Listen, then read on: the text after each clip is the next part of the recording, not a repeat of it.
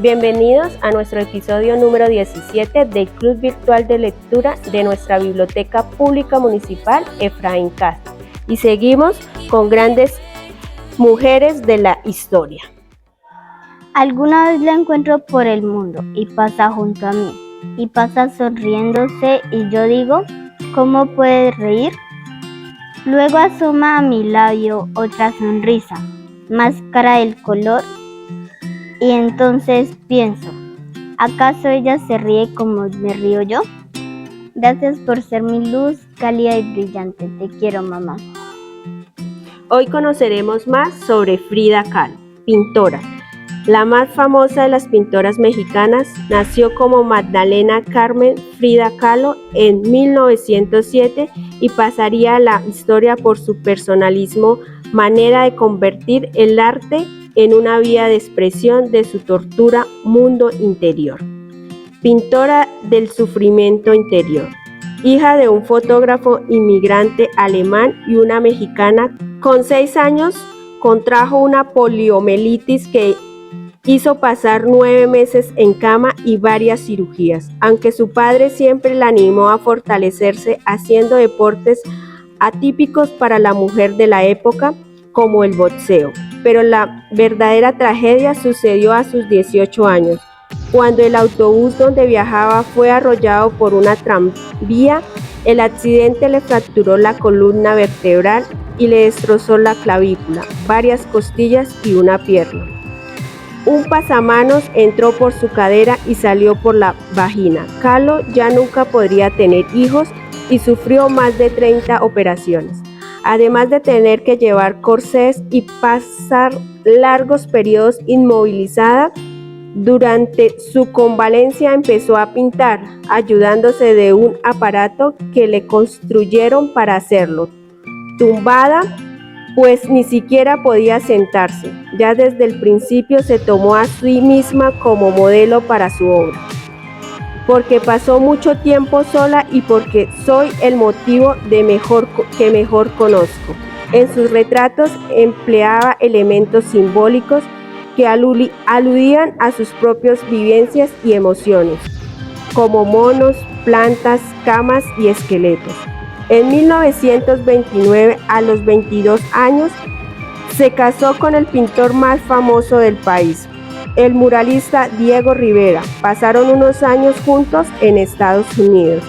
Y en esa época Kahlo sufrió un aborto que le inspiró uno de sus cuadros más famosos y que le sumió en una profunda tristeza. En 1939 expuso en Francia por invitación del poeta André Breton, quien quiso incluir a Kahlo entre sus surrealistas. Pero ella lo tenía claro: yo nunca he pintado sueños, lo que yo he representado es mi realidad, decía exponiendo la clave de su obra. Hasta entonces Frida Kahlo pintaba básicamente para sí misma y le contestaba aceptar que su obra tuviera algún interés. Sin embargo, artistas tan consagrados como Picasso le mostraron su total admiración y el interés sobre su obra fue el aumento durante los 40 años.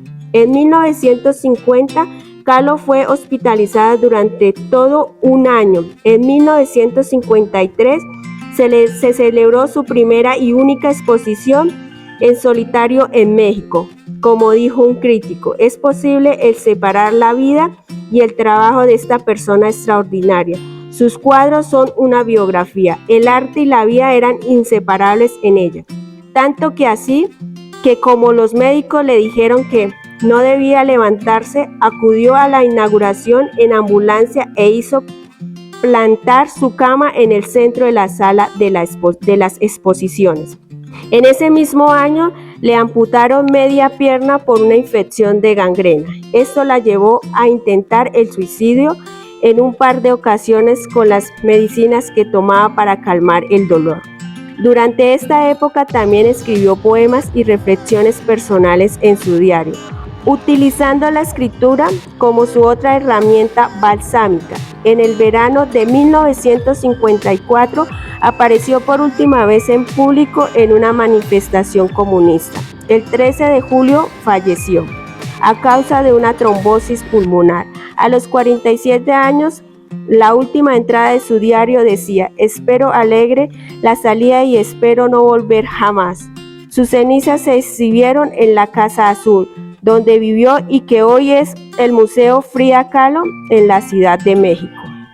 Autorretratos simbólicos. Buena parte de su obra son autorretratos, aunque también pintó niños, naturalezas muertas y obras inspiradas en la iconografía mexicana tradicional.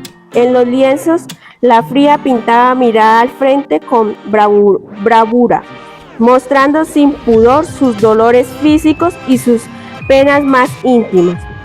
Son figuras estéticas y coloridas, rodeadas de elementos simbólicos y que reflejan el abismo que había entre su limitada realidad cotidiana y sus anhelos de una vida libre de sufrimientos. A través de sus pinceles, Kahlo se liberaba de sus demonios y se conectaba con el dolor de quienes la observaban y del propio pueblo mexicano. Sin embargo, su obra tardó mucho tiempo en lograr el reconocimiento definitivo. Kahlo cayó en un cierto olvido tras su muerte, pero el movimiento feminista la rescató a partir de los años 70. Desde entonces es un verdadero mito de la fama mundial. El elefante y la paloma. La vida de Frida Kahlo es inspirada a la de su marido, el muralista Diego Rivera. Se casaron en 1929 y la suya fue siempre una relación tempestuosa, marcada por el dolor que sentía la artista al no poderle darle hijos. Aunque él, 20 años mayor, ya tenía varios, y Kahlo era su tercera esposa. Diego era un hombre alto y obeso, mientras que el cuerpo de ella era pequeño y frágil. Elefante y paloma lo llamaron para Kahlo. Su esposo lo era todo, aunque ambos se fueron infieles, pero el pintor cruzó el límite al relacionarse con Cristina, la querida hermana pequeña de Kahlo, lo que les produjo el divorcio en el año 1939. Más tarde volvieron a casarse, pero esta vez hicieron un pacto de no exclusividad sexual. Se amaban, se contemplaban, se necesitaban, se desquiciaban. Sufrió 2 graves accidentes en mi vida, uno en el cual un tranvía me arrolló y el segundo fue Diego, escribió ella. A pesar de todo, Rivera siempre fue un remedio admirado de su arte. Y terminamos esta lectura con una frase de Frida Kahlo: cuando muera, quemen mi cuerpo. No quiero ser enterrada. He pasado mucho tiempo acostada, simplemente quémenlo. Hoy nos acompañó Luciana Fajardo, quien nos compartió una poesía de Gustavo Bécquer. Los espero el próximo viernes a partir de las 2 de la tarde con otra gran historia de mujeres.